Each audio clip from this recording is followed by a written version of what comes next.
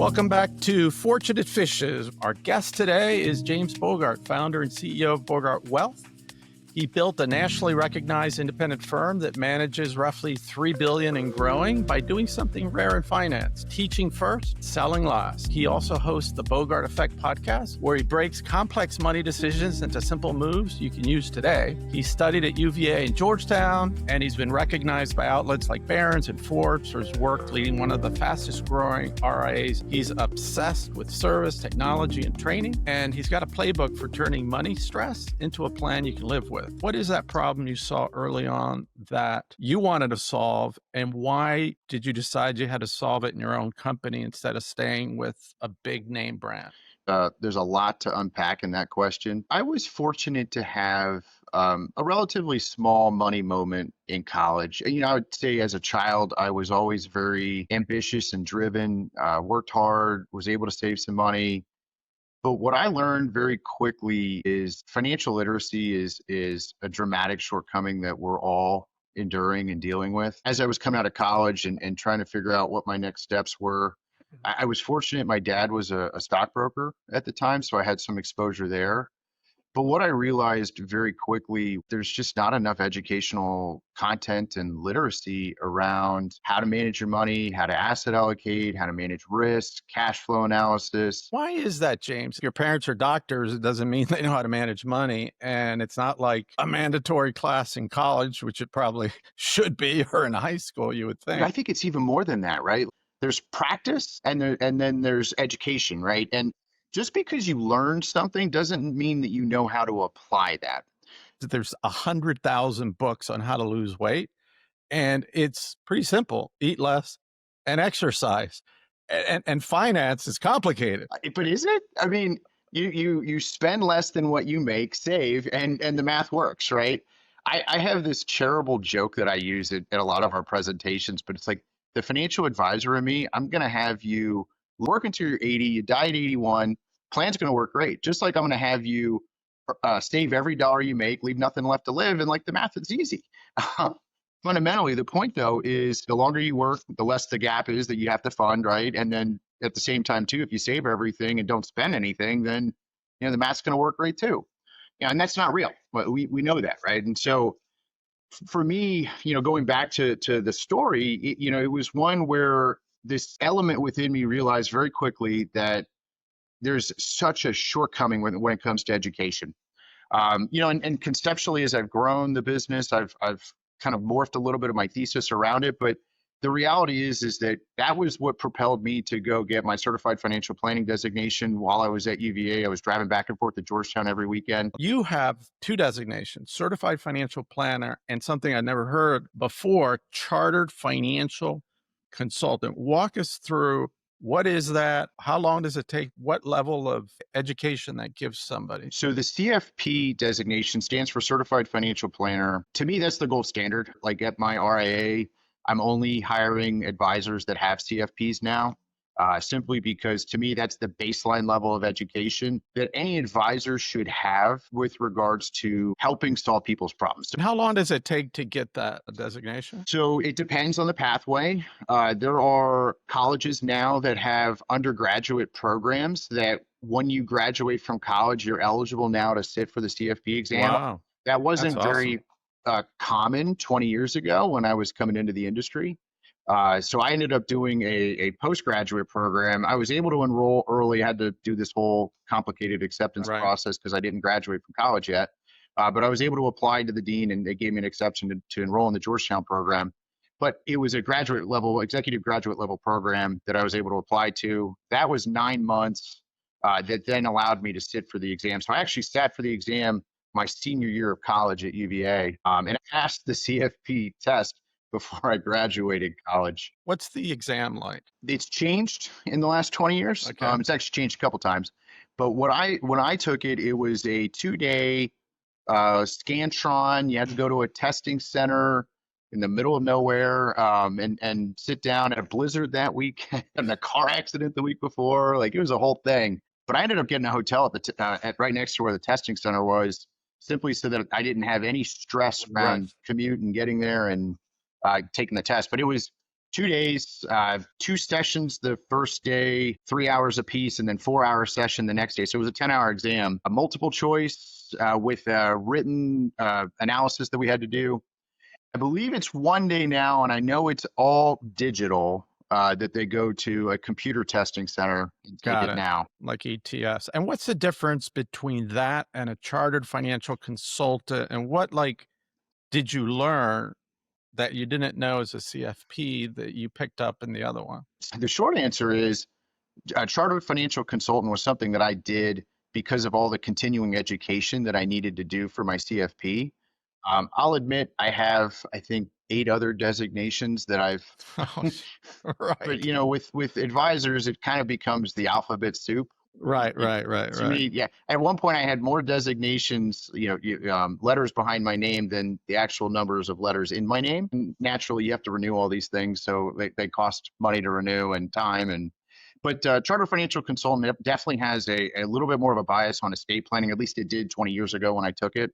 And this whole wealth transfer legacy conversation was something that I was very fascinated with, and that's why I just took it as part of it, and I kept it in me. If we have a listener who has kids in college or they're in college or they're thinking about college, what do you think are the best colleges that have all this like undergraduate stuff so that you can take the CFP and learn all this stuff while you're in college? I'll admit, super biased, Okay. because I am a large donor slash board member slash probably largest hirer from Virginia Tech's financial planning program. Virginia Yeah, Tech. so Virginia Tech, they've had a program now for well over 20 years that focuses on this financial planning background, and it is qualified that when graduates leave that school, they're able to sit for the CFP exam. I mean, you want to talk about catapulting your career if you want to go into financial services.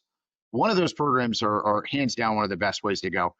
We also support Texas A&M. Texas Tech has one. So we're supporting colleges near the office locations that we have. And so as I'm geographically expanding the RIA, I'm also looking at what are the other programs because Right. as But the bottom line is that kids that have an interest in this, there's lots of options that they just have to look. There's courses that prepare them where they could take the CFP while they're still in college, well, and, maybe. and, and admittedly, this is one of the fastest growing career paths. 20 years ago, there was only 13 undergraduate CFP programs. Now there's over, I believe, don't quote me, over 300. So yeah, the propulsion's there. Even if you wanted to be a doctor, I mean, learning this stuff, maybe, you don't have to go take the CFP exam, but 100%. taking the classes are going to really push you ahead and working with a CFP like yourself and asking the right questions. But it's clear to me that you could have probably been a university professor as well. It's a gift that you have. You're taking very complex stuff and teaching your clients before selling them. Tell us about that. This has been a theme all through my career. Educate first, create value, and then that will ultimately put you in a position to be able to ask someone to do business with them. And I fundamentally believe, and I preach it within my company, if you create value, you'll never have to sell anything. And I believe that to my root core.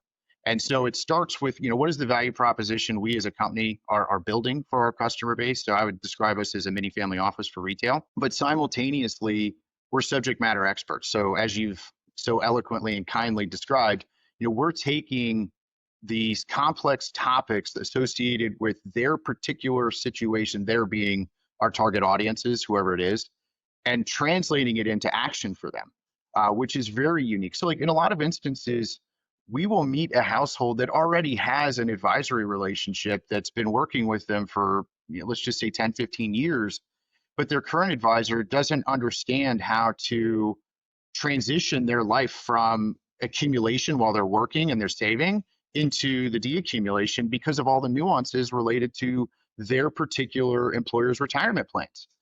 There's certain strategies, for example, and I won't labor on the nuances, but like net unrealized depreciation.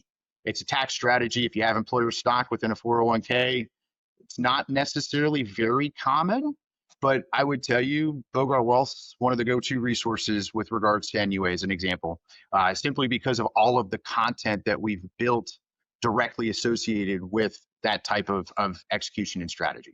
You're an entrepreneur and you applied processes and leadership to your industry that listeners can apply to theirs. A really good strategy. You, I believe, were with Morgan Stanley. Is that So correct? it actually, I technically was at Ferris Baker Watch, which was a very small Right. firm. They got Okay. acquired by RBC Wealth Management. I spent the breadth of my early career at RBC Wealth Management, went to Morgan Stanley. I was only actually there for about 19 months, and then launched the RA in 2016. Right. So how many years working in a big established, like mega firm? 9 years. And during those 9 years, did you always have it in the back of your mind that maybe one day you would be your own boss, have your own firm? Without a doubt. Yeah. In hindsight, as I replay my story, uh, the decision to go to Morgan Stanley, I did it for a lot of the absolute right reasons. In hindsight, I should have skipped that let's just say 19-month period of pain and agony. So when you went independent, you were basically 30, 31. Hmm? You had graduated from college, you got all that, you got your licenses, and then you spent 9 years. And then you hit your early 30s, boom, you start your company, which seems very smart. Now, a lot of the young kids now, they only stay like a year or two at companies. But you had three different I experiences, did. right? Three different companies. Yep, I did. And I realized I don't do very well with being an employee. It's probably the best way of describing it. When I was out in the field building this educational content and doing educational events and seminars and webinars, that worked.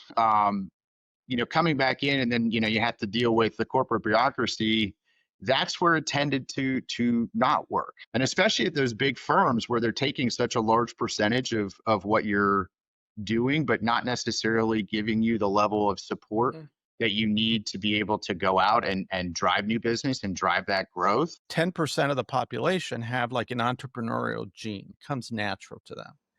Now in R360, we have members that actually spent their entire career at Goldman Sachs and they created Ton of wealth. 100 million in wealth and they're built to be within. But I'd say the majority of our members are entrepreneurs. So if somebody's listening to them, what are some of those qualities that you think are essential?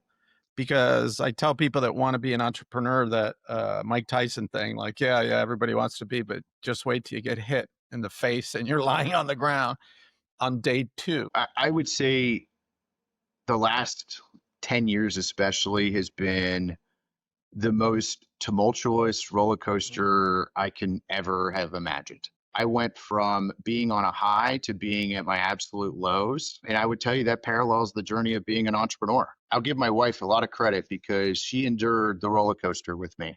We got married of April of 2016. I Oh decided my to gosh. leave Morgan Stanley May of 16 and launch the RA of June of 16. I don't think she knew when she married me that within the first 90 days of being married to me, I was going to blow our lives up. Admittedly, when I did it, I didn't really think I was blowing our lives up. But, what I've learned with this journey, though, is successful people have very common attributes. And whether the pathway is within a bigger organization that you create a lot of value and you create a lot of wealth, or you do your own thing, all of them have resourcefulness, all of them have resiliency, all of them have grit. There's other ones, of course, but like the common attributes that I see with success, there's a story. And one of my favorite parts about being in communities like R360 or Tiger 21 or any of those is you get to hear these stories that are just so impactful, so profound, but they all have this underlying theme, similar characteristics of individuals. But even related to that, it's the value creation conversation.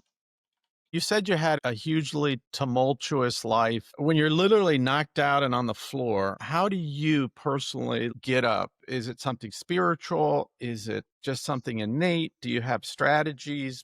I've been reflecting a lot on this as I'm now kind of on the other side. And someone asked me the question once, what do I miss the most? My immediate response is, I miss my desperation. I missed when I didn't have a choice. There were people that were depending upon me at those periods of time, and that's honestly what pulled me through. And I've seen a lot of these conversations around discipline and motivation. Like you have to have discipline in order to be able to have success or create the right habits. but it all starts with whatever the motivation is. And so you come back to things like Simon Sinek's why and whatnot, like having that driving purpose that's bigger than yourself. For me, it was actually my kids, my clients, my employees, like all of those were the reasons to continue to do what I was doing. You have three I have children, three. right? Yep. McKenna, Peyton, That's Landon. right. Yeah. And we're in the thick of it. They're all pretty young. How old are they now? 8, 7, and 2. Wow, you're definitely in the thick of it. What's incredible about your story is, you start your company in 2016 and basically are near death in 2020. And in 4 years, you go from near death to something that it's not even believable what you were able to do. Talk to us about that journey, because what most impressed me is how hyper niche you are, which is a great lesson to focus on one client and just knock it out of the park. Yeah. So, to give context, in 2020, we were at 600 million in assets and we grew to over 3 billion, all organically, no M&A. And it was just staying super, super focused on the niche that we're in. And what we do is we educate individuals that work at companies that have defined benefit plans and company stock in their 401ks. And that's our niche. You had a partner buyout that you had to deal with, Mhm. and those things can be tough. Yeah, no, I mean it was a very challenging period of time. It was my dad. So add in a personal element Right. that was not always great. I mean, it's still my dad. I love my dad, but the reality of it is on a business side, it was not good for. I'm not going to speak for him, but it was not good for me. And I have to imagine it wasn't good for him either, in other different ways. But in the nature of the regulated space that we're in, and how important our reputations are as you're managing people's livelihoods, yeah, there was a line that just could never be crossed, and so that's what ultimately led to. I would almost kind of dub it a hostile takeover. That whole series of negotiations and conversations lasted almost 2 years. You want to talk about huge distraction? Came to an agreement in 2019, and then the pandemic happened, and all the bank financing we had lined up went away real fast. Our revenue was hit by 30% in the first quarter of 2020, like any advisory firm, right? So Right.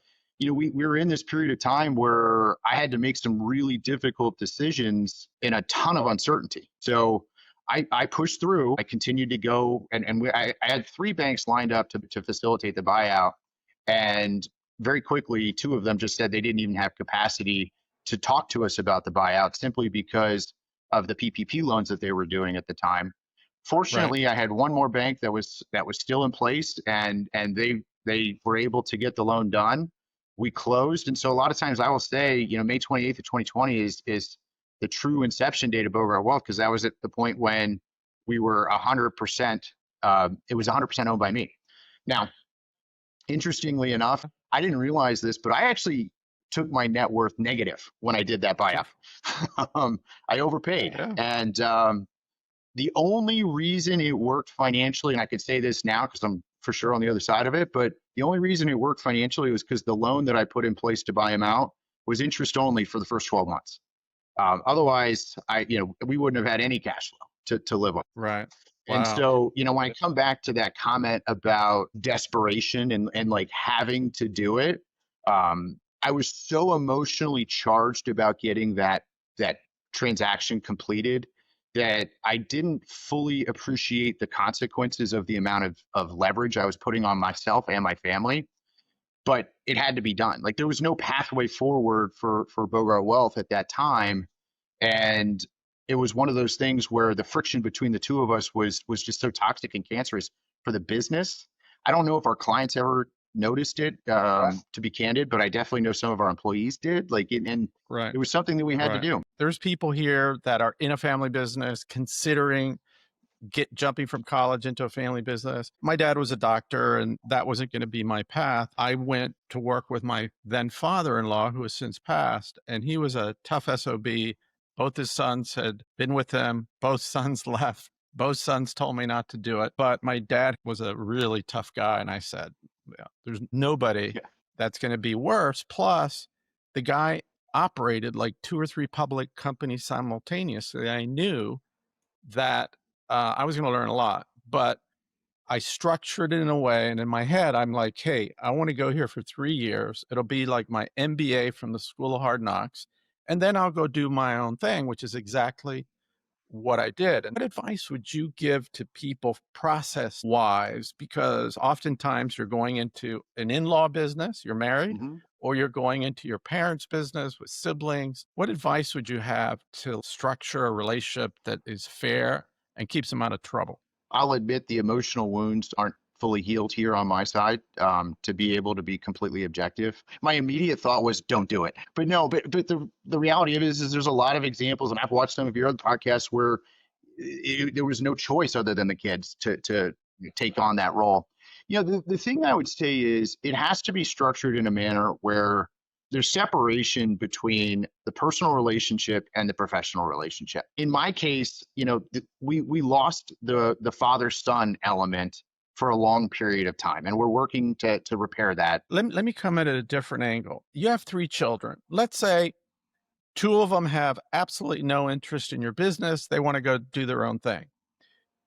Teacher, doctor, whatever. But one of them actually loves finance, goes to one of these great schools, maybe even UVA, gets their CFP, and now they want to come work with dad. Looking at like what happened to you, and obviously also being fair to all of your children, if only one of them's in the business, how would you think about that? I wouldn't do it. I would invest in my kids starting their own business. I would leverage the relationships that I have to Yeah. get them on a pathway that is going to absolutely enhance their success.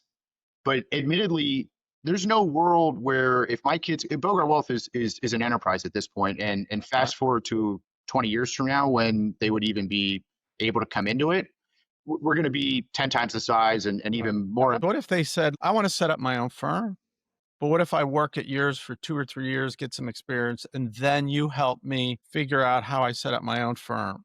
Would you do that? 100%. Yeah. And that's where I was going with this. But the reality is I wouldn't put them in a position where they're on the executive leadership team. They would get a job and they would learn everything that I've built. It wouldn't be a partnership.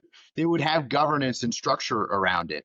Now, by the way, I would tell you vicariously, like I'm already thinking of ways, my kids are still very young, to instill the work ethic, the values that I embody, ultimately this value creation concept. My wife and I are both reading the book Value Creation Kid, and we're teaching them now at ages 8 and 7 ways to create value, not only in their lives, our families' lives, and then other people's lives, so that they can start thinking. And because at the end of the day, I would try to humbly say, I could take what we've built at Bogart Wealth and apply it in a lot of different industries because this isn't about necessarily being a financial advisory firm. I personally believe a financial advisor's job is to solve people's problems. And a really, Yep. really good advisor can put themselves in a position to anticipate what your problems are going to be before they actually happen. That same mindset and skill set can be applied in so many different industries. And so this is where the value creation element has different components associated with how you're creating that value for an individual. But at the end of the day, the root underpinnings of what an advisor does, and frankly, I'd say anyone in a service capacity, it's to solve people's problems. The value creation kit, it's a theme that our 360 members struggle with. And the struggle is, wow, I look at my career. I had a really bad relationship with my father until age 23. My father said the one thing I could never do is join the military. So, what could be the one thing I could do to piss my father off? Join the military. That's what I did.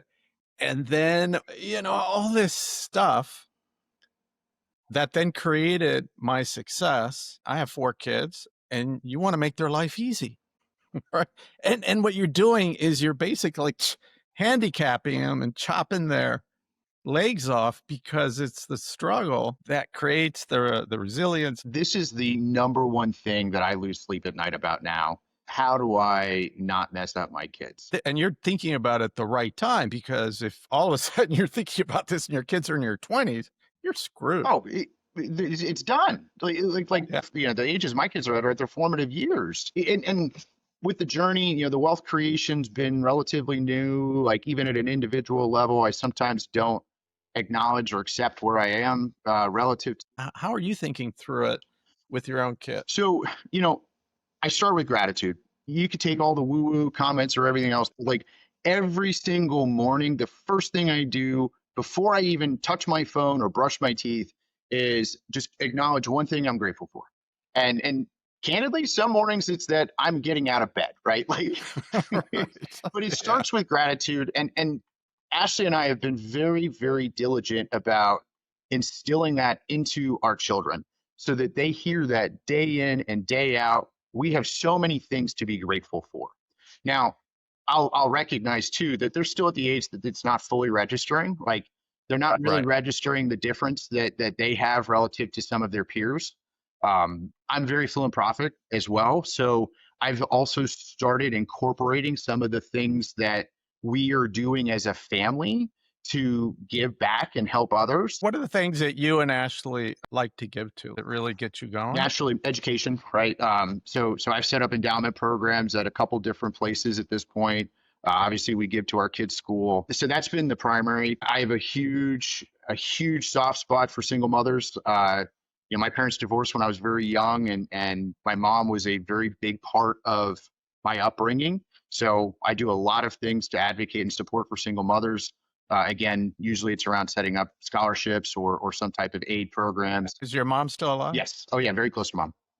So she's probably pretty damn proud of young James. I think for all of us, we're still having a hard time acknowledging like I just like I'm a normal guy, right? Like anybody else. Yeah, yeah, but you're a normal guy that not only worked your ass off, and now you're well educated. And I will say that in R360, I love that we have 15 members now that didn't go to college. 9 didn't graduate from high school, and 5 of the 9 are billionaires, which is fascinating because I'm way overeducated. I would say you and I fit in that same category.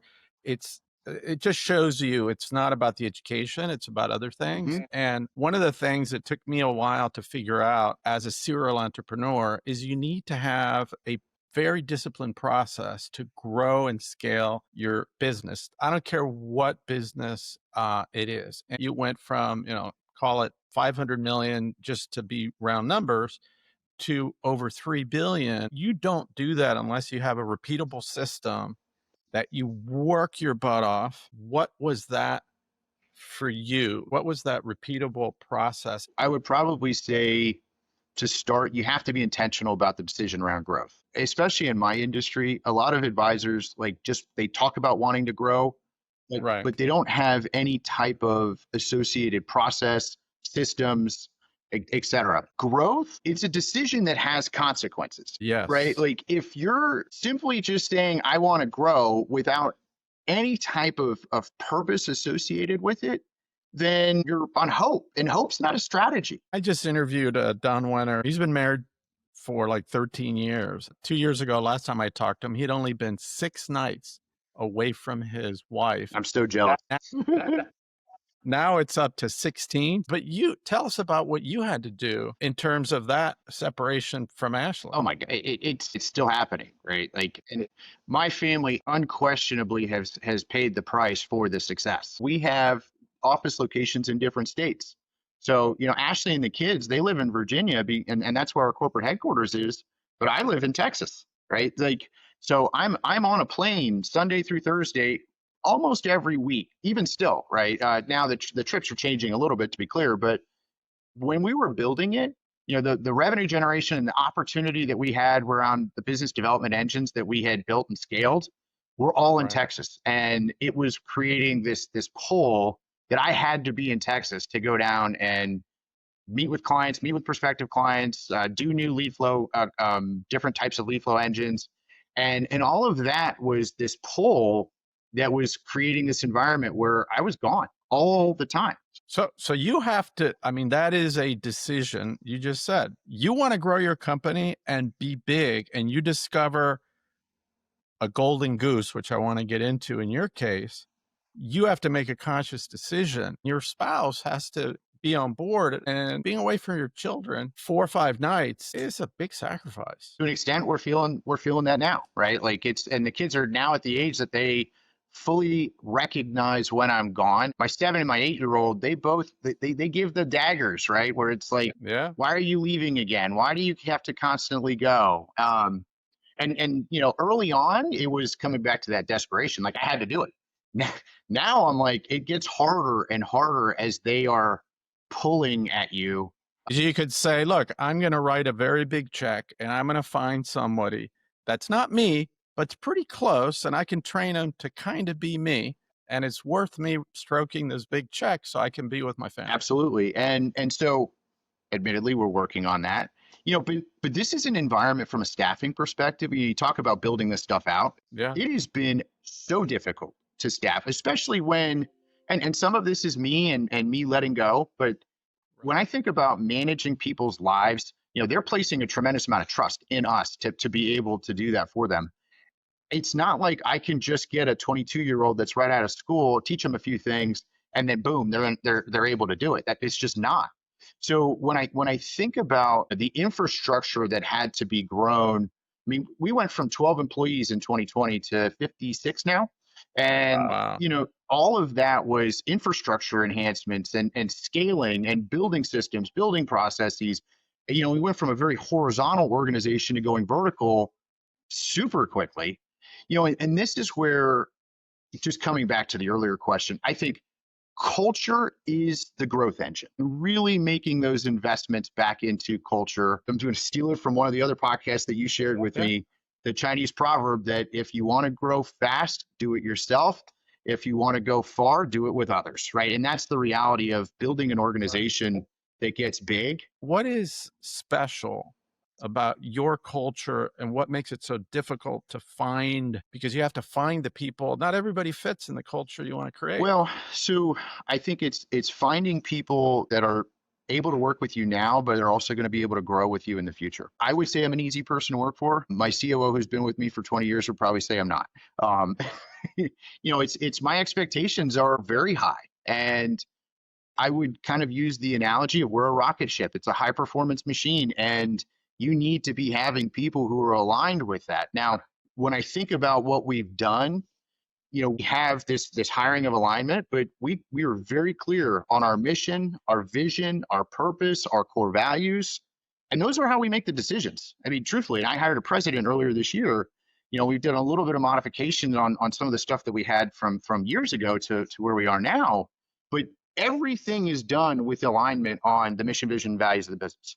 I have mine in one page, and it's part of the EOS system where we start with our values. What's our focus? What's our 10-year target? What's our 3-year? What's our marketing strategy? And what's our 1 year? And then what's our 90-day? When you have values, it becomes the filter for making decisions, for hiring people. Every meeting, we start with our values when we have our monthly meetings: honor, entrepreneurial grit, excellence, curiosity, joy, generosity, spirit. But for me, excellence is one of the most important. Obviously, integrity and honor is super important too. When I was in the military, I worked specifically with Navy SEALs, with Rangers, with Delta. I worked with special operations like warriors. Those guys were so tough on each other because they knew if they could improve by a quarter second, it could save a life. When they were done, they'd all hug, go have a beer, and go have fun. But when they were training and doing stuff that was deadly, they were super critical of each other, and they relished making mistakes because then they could fix them. Mm-hmm. So part of excellence for us is relishing feedback and saying thank you. If I say, hey, James, do you mind if I can give you some feedback? People are like, oh, thank you. What can I do better? Because if I do my job better, everybody wins. Finding those type of people in this culture and what you're trained in school these days Bingo.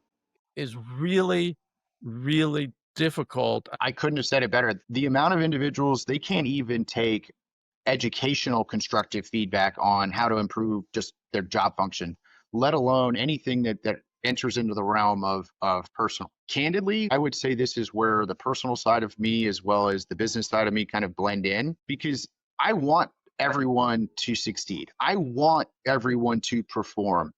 Yeah. And I'm very direct. I'm very deliberate. I'm very focused on the target. And sometimes, that means that I'm going to call you out and say, hey, look, and there are certain things that if those happen internally, like my COO knows this is what you get fired for, right? Like this is not something that there's any level of tolerance on that type of mistake. When I went to the Air Force Academy, I learned leadership, and I know that, hey, I don't do it in front of people. I take that person and I'm honest with them. You and I are both in a Young Presidents Organization, YPO. And one of the most important things I learned there is clearing in the forum, where when you start, you don't want to bring any negative energy in. And it's like, hey, James, these are the facts. The facts have no emotions. But based on those facts, I got upset or I got emotional and I formed a judgment about it.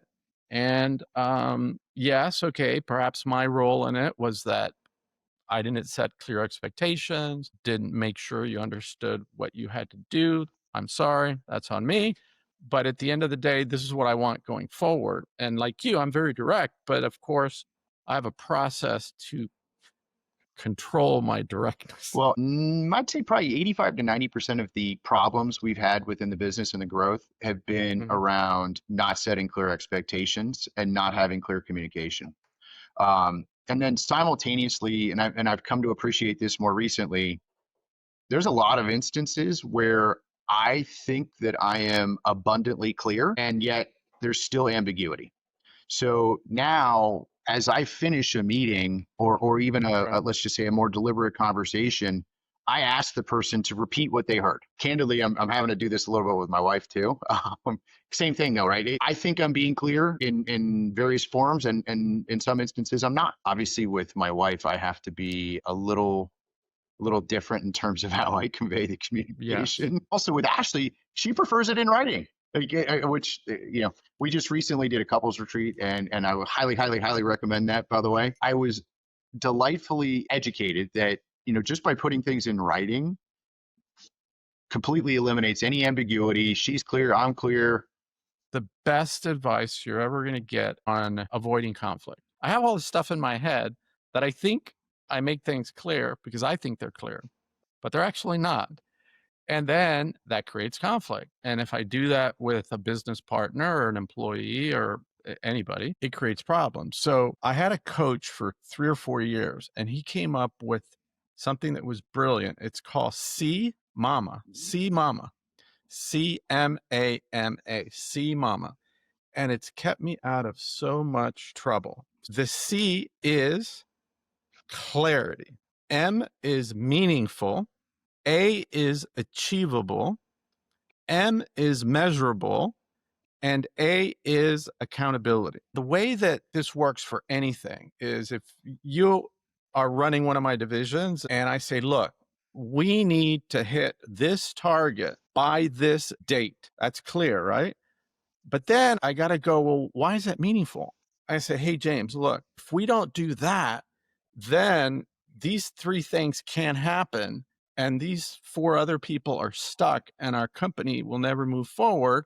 So I make it meaningful. And then I got to have a discussion. It has to be achievable. I can't tell you to do something 10x, but what's reasonably achievable is 2x.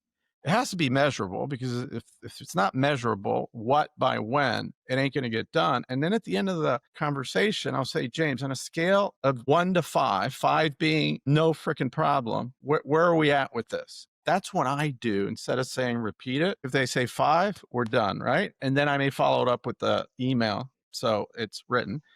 But if they say 4, I say, James, what has to happen for it to be a 5? If they say 1, 2, or 3, it's not getting done. Forget it.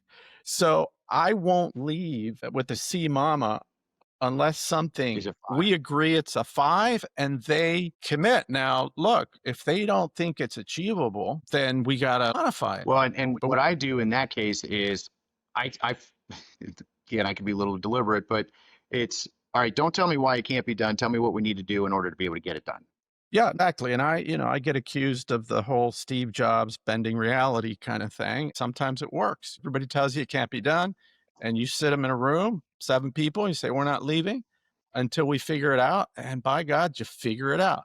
But It doesn't always work. you're You know? you're a manifestation. I would say I am too of Yeah. people saying things can't be done, and that's why we are where we are. Yes. And also, you're a student of sales.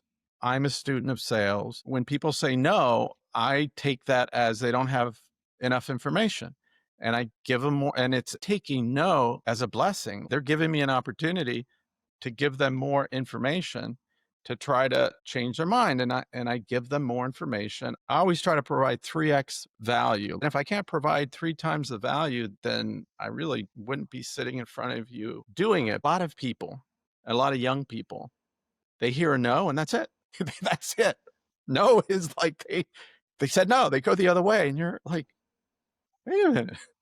Yeah, but I think that comes back to some of the attributes that we were talking about earlier, right? Like successful people, by and large, they're pretty resilient, they're resourceful, and they've got grit.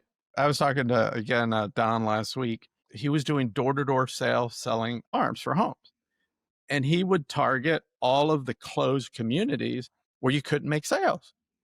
And I said, what? It's like, well, why do you do that? I said, because there's no other salesperson. There's no competition.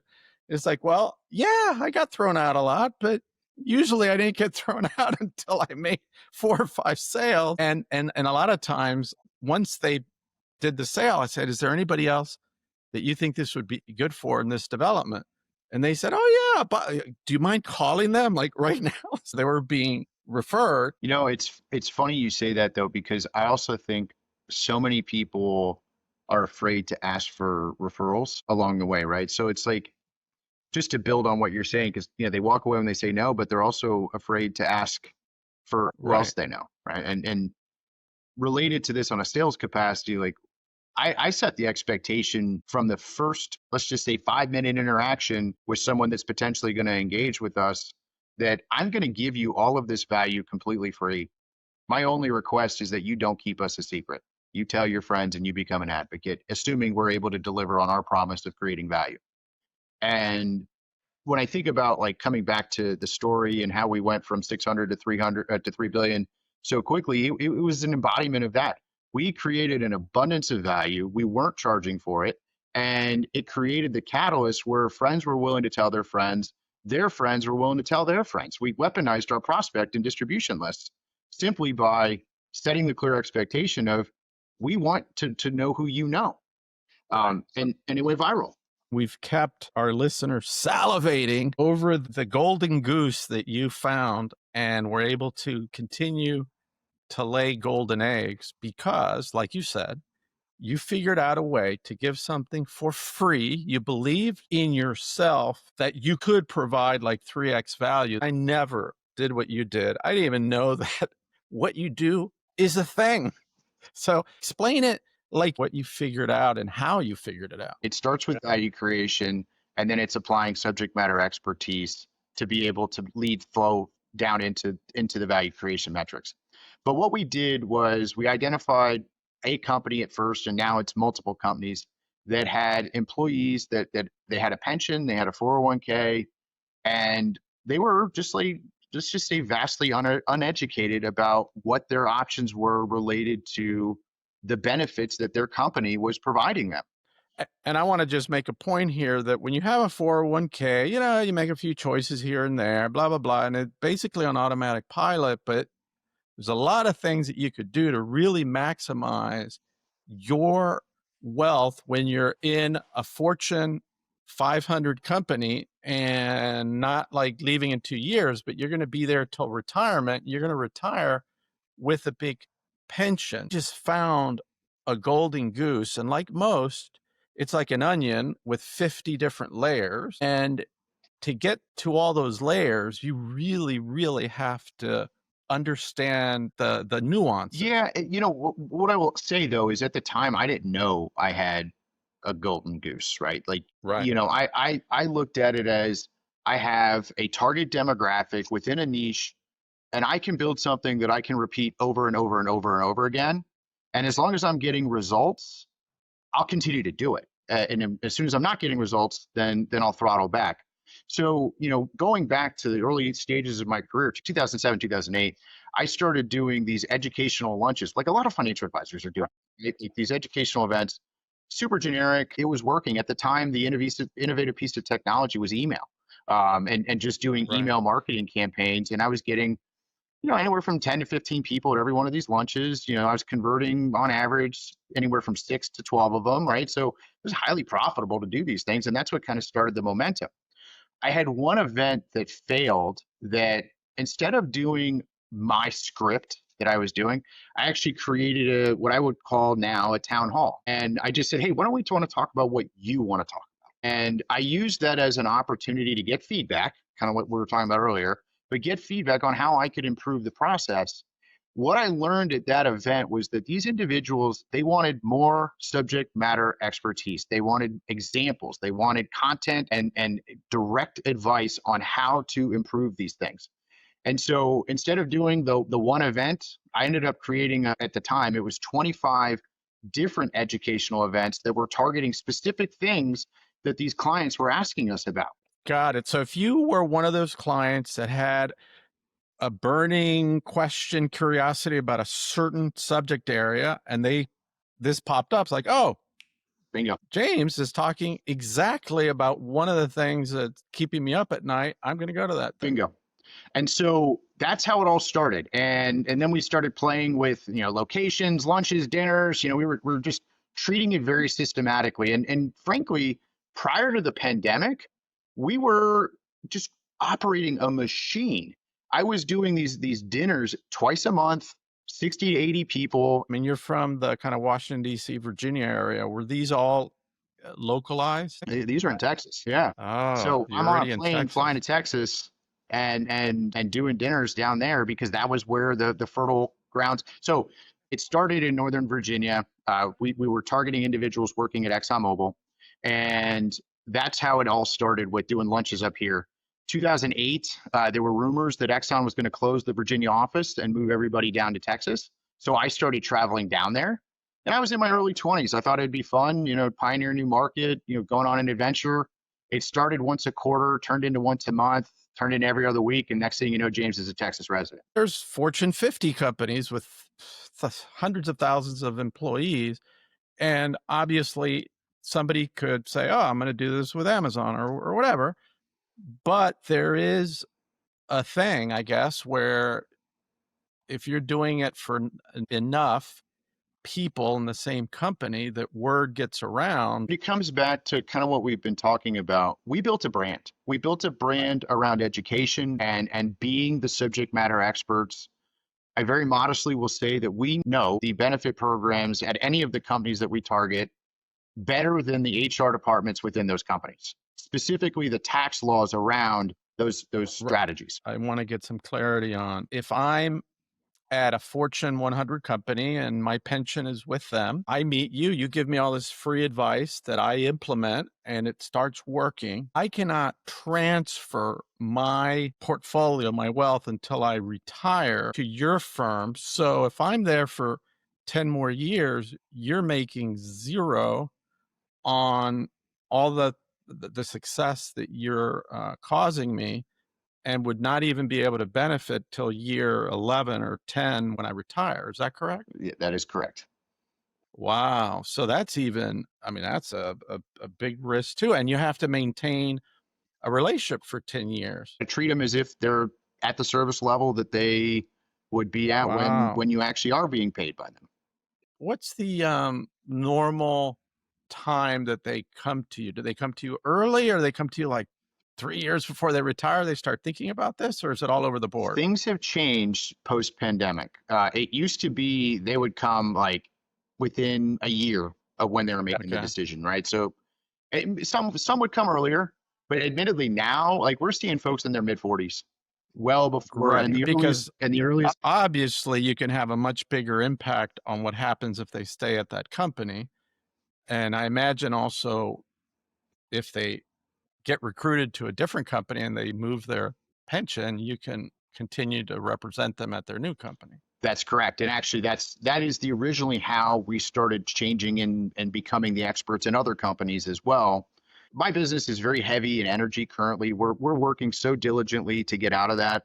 But a lot of it is that legacy roots of this ExxonMobil relationship that we had, simply because to your point, we'd have employees that got recruited by other big energy companies. And you have a brand. I mean, you know by heart every choice that they have available because of the pension plan they have. And then if it's a new company, you got to learn the nuances of the new. Once you learn it, you learn it. Else is about trust.